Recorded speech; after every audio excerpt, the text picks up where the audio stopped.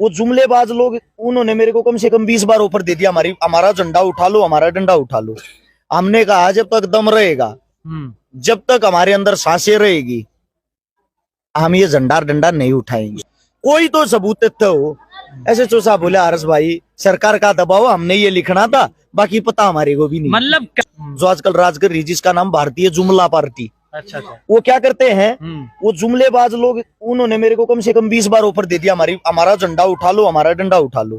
हमने कहा जब तक दम रहेगा, जब तक हमारे अंदर सांसें रहेगी, हम ये झंडा डंडा नहीं उठाएंगे। उसकी सजा ये है। उसकी सजा क्या है?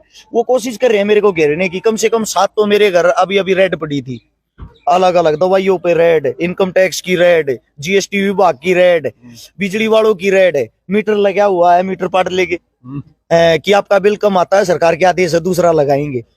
अच्छा, बिन बोले 1.5 लाख रुपए का वो देंगे कि आपने तार लगा रखे थे। मगर भाई बता दो किस चीज के लगा रखे थे? बोले वो सरकार से पूछना। अभी कल केस लगा रखा था मेरे पे, कल ही की बात है। मैंने किसी को जाति सूचक शब्द बोले हैं, इस चीज पे SC/ST एक्ट लगवा दिया। मैं गया कल, मैं वहां गया, कम से कम आप जैसे जो मेरे मित्र बंधु हो, 50 पत्रकार साथी पहुंच गए। दिखाओ भाई वो जहां इसने किसी को जाति सूचक शब्द बोले हैं। बोले वो हमारे पास नहीं है। आपके पास नहीं है तो आपने केस दर्ज कैसे कर दिया? उस आदमी को बुलाओ, उस आदमी के पास कॉल कर रहे हैं, आ जाओ भाई, आमने सामने हो लो, यहीं पे आया हुआ ये जाति सूचक शब्द कहाँ बोल रखे? बोले वो हम अभी प्रूफ नहीं कर पाते, कहाँ बोल रखा कहानी, इसको अंदर कर दो, बाद में दिखा देंगे। इससे पहले अभी एक केस और लगाया जिसमें कल जमानत होनी थी लेकिन हो नहीं पाई। मेरे पे केस लगा रखा, मैंने किसी का प्लॉट कब्जाया है। अच्छा। सोनीपत के अंदर दानिश भाई वहीं रहता है, जो हमारा एरिया वो थोड़ा क्राइम का एरिया है सोनीपत। जो मेरे पे केस लगा रखा है उसमें ये मैंने किसी का प्लॉट कब्जाया है और किसी को 5 लाख रुपए फिरौती मांगी है प्लॉट कब्जाने वाले पे।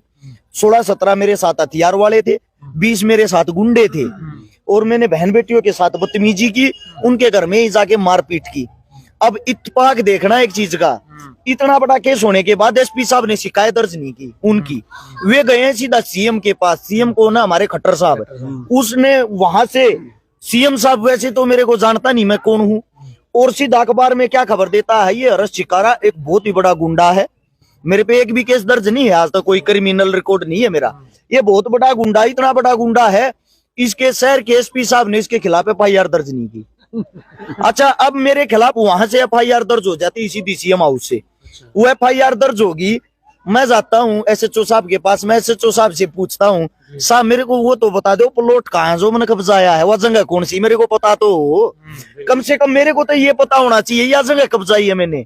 और वह वीडियो फुटेज कुछ तो होगा जहां मैं गुंडे लेके गया था, मेरे साथ वे बंदूक वाले थे, ऐसी कोई रिकॉर्डिंग भी तो होगी जिसमें मैंने 5 लाख रुपए मांगे हैं।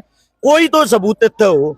SHO साहब बोले, हर्ष भाई सरकार का दबाव, हमने ये लिखना था, बाकी पता हमारे को भी नहीं। मतलब कहानी ये है कि अगर कोई युवा ऊपर आता है समाज का काम करने के लिए, उसको कहीं ना कहीं जो ताकतवर लोग हैं नीचे दबाने की कोशिश करते हैं। वही आपके साथ हो रहा है, क्योंकि आपकी में हम कल जो पूरी डिटेल निकाली, आप बेकसूर साबित हुए।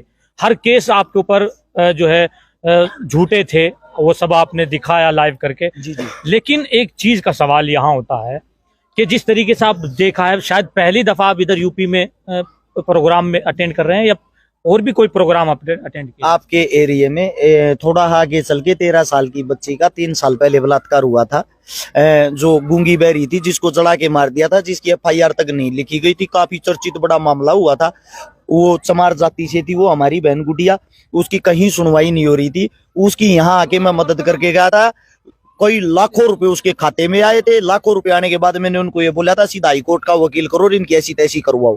तो क्योंकि आदमी जब पैसे से मजबूत होगा, सब चीजों से लड़ना सीख जाएगा। और 1 हफ्ते के अंदर उसकी FIR दर्ज करवा के गया था। यहाँ से अभी भाई बता रहा था, दानिश भाई हरिद्वार गए थे, हरिद्वार भी गुड़िया की शादी करवा के आए थे। यहाँ पे पीछे मैं आपको अभी मदद बता रहा हूँ, इससे पहले वाला एक पुल था, शायद पुल से वो करनाल रोड जाता है जो, उस पे भी अभी प्रोग्राम में आए थे, 6 महीने पहले की बात है।